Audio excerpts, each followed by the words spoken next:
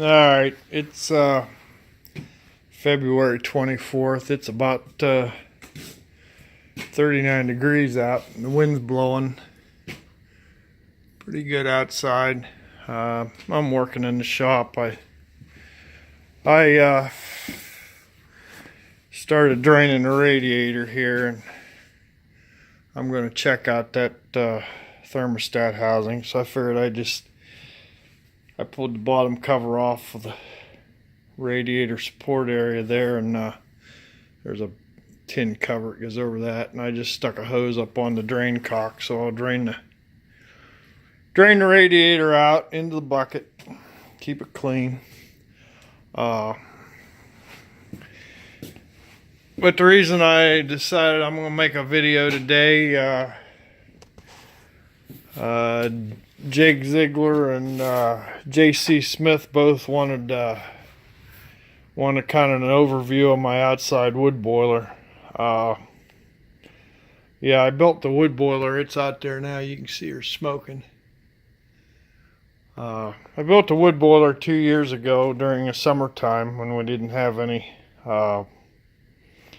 need for it. The house trailer up there, there was an existing wood boiler. The guy I'd rented it to wanted to put a fireplace in the trailer, and I said no, insurance wouldn't cover that in house trailers. So I told him if he wanted to burn wood, he better build himself a wood boiler. So he built himself one, and it was here when he left, but it was built out of 3/16 steel. And 2 years ago we decided that needed replaced. It kept getting holes in the bottom of the firebox had rusted out. It was just every couple weeks we was patching and welding patches in the bottom. So I decided we was going to build this. Decided it was time to build a new one. So this is kind of a rough sketch of the firebox, and here's the dimensions of it. Yeah, the water jacket's 42 by 48 high. The firebox is 30 inches wide, and I want to say that it is, well, right there it is. It's 36 inches high from here to here. I do have a grate in here. It's made out of 1.25 inch chrome rod, and I'll take you out and show you it in a little bit here. But the firebox itself is made out of 3/8 plate, both sides bent. It's bent here and kicked in. There's an end cap on the back and an end cap or door on the front, and the top is 3/8. This bottom piece is 3/8. The water jacket is made out of 1/4 inch hot rolled plate, and it's 48 by 48 by 42 wide.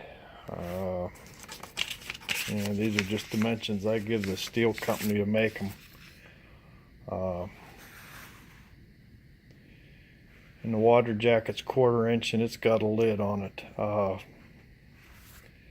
The firebox has got a chimney in the center, and it's built out of 7-inch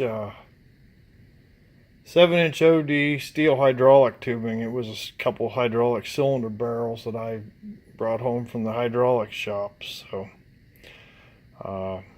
yeah, hold on, I'll take you out and we'll look at it.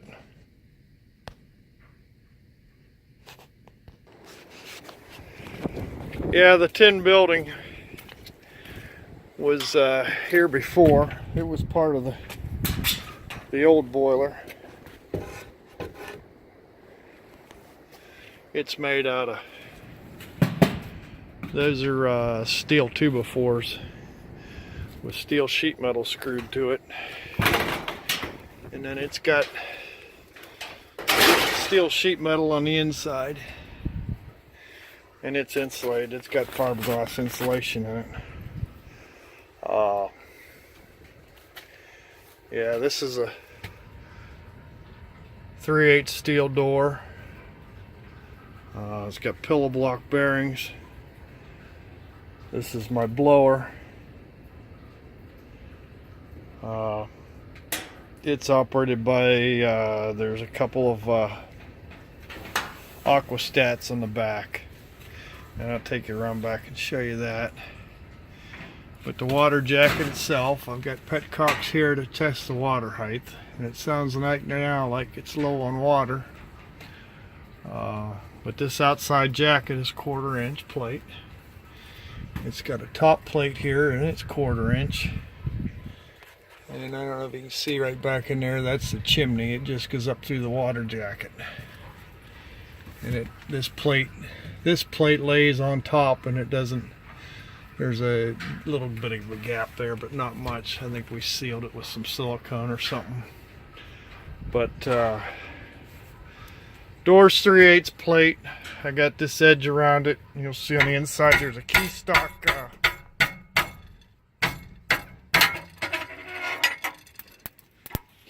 channel for the gasket material. And you can see the 3/8 firebox. The heat coming out of it's pretty bad.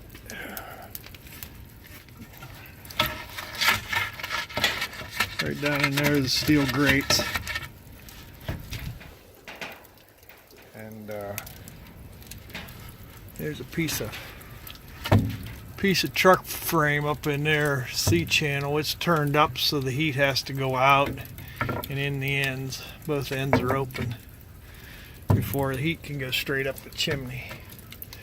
That was kind of an afterthought because that was a piece of the frame of the Louisville. But yeah, it's pretty solid. There's an air gap around the outside of it. I set it up on this 3/8 plate, or a 1/4 inch plate on the bottom, and then there's this channel iron frame on there with legs. And there's some more truck frame down there for it to sit on, so it's got a wide base and doesn't sink into the gravel. But that's the firebox. This pipe here is just another piece of hydraulic tubing. It goes through the door with my blower fan, and that come from Granger.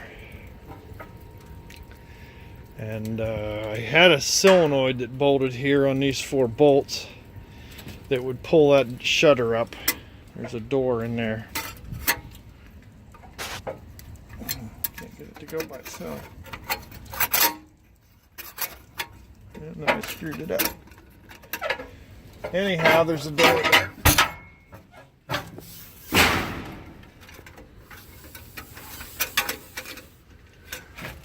I'll have to straighten that out. Anyhow, yeah, there's a door there that shuts the draft off,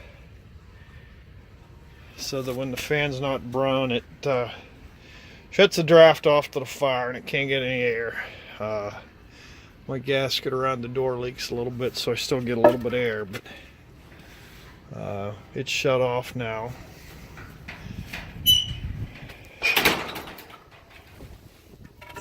Prop the block of wood up there.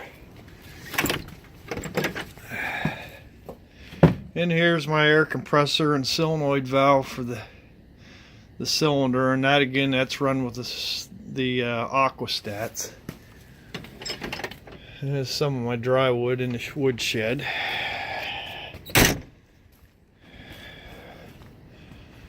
And we use these 2 trailers to go up in the woods and get bring the dead ash down.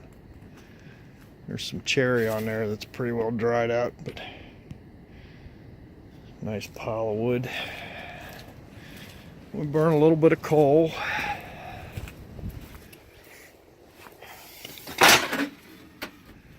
But there's the 2 water pumps. This one feeds the house.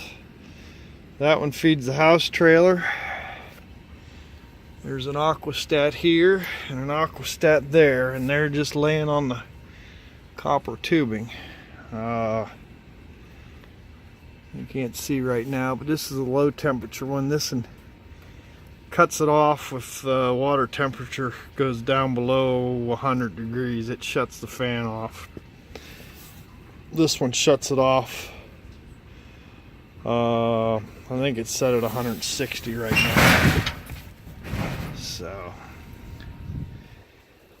and yeah, I put this gauge in there. It's just a water temperature gauge, and it's not very reliable. So, anyhow, yeah, this is PEX tubing. It runs down to the house, and there's 2 lines there that go to the house trailer. So, and it's all inside the tin shed.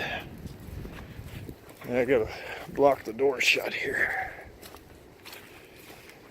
And the nice part is all this wood and crap and dirt outside, because I was burning wood in the house. There's some controls here for turning the blower on and off and overriding the temperature switches. So, and there's my chimney with a rain cap on it, and I don't know if you can see it, but there's a 3/4 inch pipe up there that's steaming. That's the breather, so the boiler doesn't build any pressure, so the water doesn't build steam, build pressure. So anyhow, that's my hot water boiler. Yeah, it's been working for 2 years now. I shut it off in the summertime, leave it full of water. I don't run any kind of antifreeze in it. We just keep her going. There is an anode rod that we put in it that try to keep some of the corrosion down. But yeah, that's the wood boiler. So anybody wants to build their own, have at it. It's not that hard. It's a lot of welding that you got to have it sealed up tight. So anyhow, thanks for watching.